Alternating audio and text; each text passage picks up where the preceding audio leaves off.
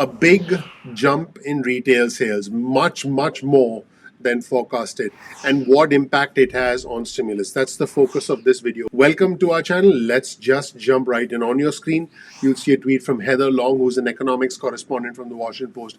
And Heather writes that this big jump in retail sales, up 5.3% from a year ago, and the big reason for that was a second stimulus check. The $600 stimulus checks that started going out in late December and early January. People have started spending that money. And just like the first round of stimulus checks last year as a result of the CARES Act in May and June led to a boost in consumer spending, the second round of stimulus checks has also done the same thing, resulting in a spike in retail sales. The bottom line, people started spending that money immediately. People need money for food. People need to pay rent. People need to keep the lights on. So this money was put to good use and was used to essentially inject the economy with more spending, which led to an increase in retail sales, which is a good thing. Heather was responding to a tweet from Steve Matthews, who's a Bloomberg reporter on the economy, and Steve mentioned that US retail sales have increased by the most in 7 months in the past 7 months. Pretty incredible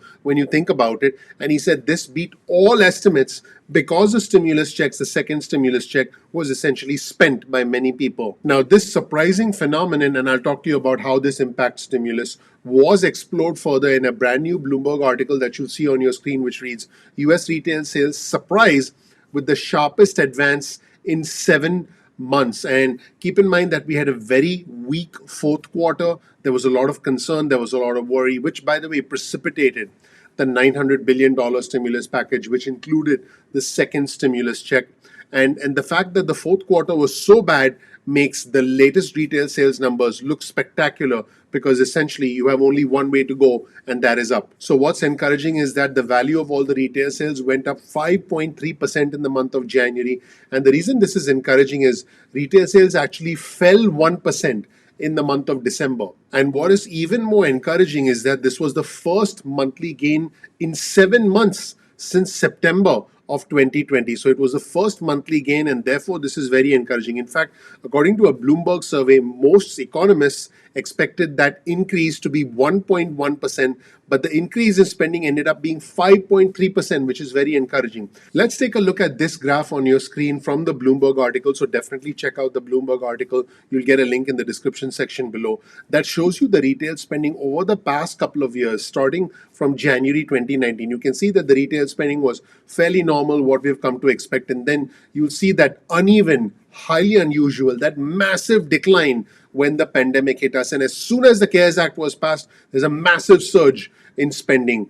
Boy, oh boy, that portion right there is pretty incredible. A massive decline followed by a massive surge. And then you can start to see that the retail spending tapered off and actually fell below normal at the end of last year, and then shot up again because of the second stimulus check, the $600 stimulus check. Now, I want to be completely honest, this has the potential to have a negative impact on the $1.9 trillion stimulus package. You'll have individuals like Rand Paul from Kentucky. What's up, Rand? You'll have Rick Scott from Florida. And of course, you'll have the Senate Minority Leader Mitch McConnell, there he is, along with many other members of the Republican caucus, both in the House as well as the Senate, saying, hey, we don't need the $1.9 trillion stimulus. The economy is doing just fine. Why are we essentially sending out more money to people when the economy is doing better? Well, as you can see from the graph that I showed you earlier, the economy does better when people have money to spend. When people don't have jobs, they don't have money to spend. And when people don't spend money, the entire economy suffers.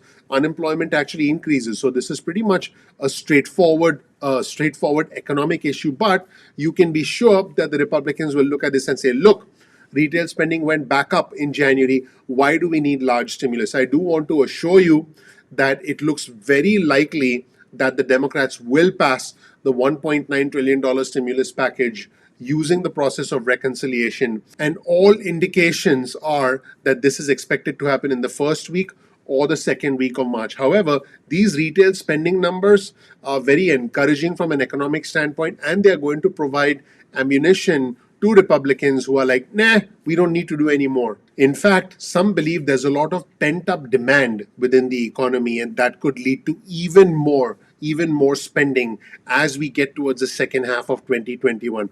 A couple of economists said this to Bloomberg Economics: the strength and composition of retail sales, specifically the tilt towards discretionary categories. Now, a discretionary category is very interesting because it's considered non essential. In other words, people only buy those goods and services if they have money to purchase them. In other words, they are not considered absolutely essential for day to day life. Discretionary categories include certain types of goods, expensive clothes, entertainment, travel, and things that you would spend money on only if you had excess disposable income. And this could include cars as well. So let's get back to what the economist said. This spending, this extra spending, is an encouraging signal that consumers' aggressive saving patterns for 2020 are starting to ease, a development which, if sustained, could unleash a torrent of pent up demand in 2021. So, what these economists are basically saying is, hey, people were stuck indoors, people couldn't meet other people couldn't go out to restaurants, people couldn't go out to watch a movie, people couldn't go out to shows. Now that people want to do it, now that there's a pent up demand, people have the money to do it, and hopefully this is associated with effective vaccine distribution for those who want to take the vaccine. This will unleash, in the words of the economists, pent up demand, hopefully in the second half of this year, leading to a full robust economic recovery. And speaking of economic recovery, this is extremely interesting. Hopefully it's not the sign of a bubble. You'll see this headline on your screen from Bloomberg: household debt surges, climbs to record in the US amidst surge in mortgages. Now, what is really interesting, and you'll see this graph on your screen, over the past several years, individuals who had better credit scores have been able to get better mortgage rates and essentially take advantage of larger borrowing from banks by way of mortgages. So, what this chart is showing you is that individuals with better credit have consistently been able to get more mortgages, get larger mortgages, and take advantage of low interest rates, effectively enhancing their lifestyle in the process. Now, with all these stimulus checks, credit card debt has gone down, but mortgage debt has gone up, which essentially tells you that individuals are getting more homes, individuals are upgrading to bigger and better homes.